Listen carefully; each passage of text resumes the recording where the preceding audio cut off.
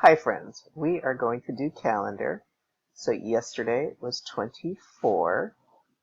So what number comes after 24? You're right, it's 25. So let's write that down. 2 and a 5 make 25. What number comes after 25? 26. Go to our 10 frames. Now we finished one group of 10. So we're working on another group of 10. So let's move the counter up. And now let's practice counting up. So we have one group of 10, so we know this is 10. We can say 10, 11, 12, 13, 14. So we have 14. We've been in school for 14 days. Now let's go to our tally marks. Let's add 1 to our tally marks. Now, tally marks are counting by 5, just like our fingers or hands. So let's do 5, 10. Now let's count up from 10. 11, 12, 13, 14.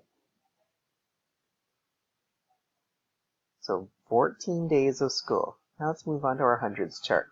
So yesterday was 13. So which direction are we moving our circle? Right, we're moving it over to the right. So let's move it over to the right. And what number is that? It is a 14. Great job. Now let's move over to our weather. So the season is fall. What's the weather today?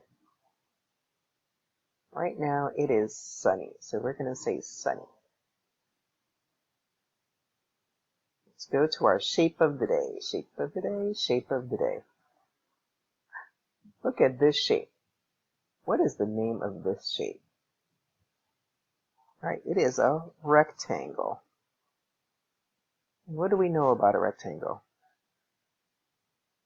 It has 4 vertices. So that means I see 1, 2, 3, 4 corners, or vertices. What else do we know about it? It has 4 sides. What about those 4 sides? Say, with 2 sides longer than the other 2. Let's move on to our patterns. We have rhombus, square, square, rhombus, square, square. So what would be after the square? It would be another rhombus. This pattern is called an ABB pattern.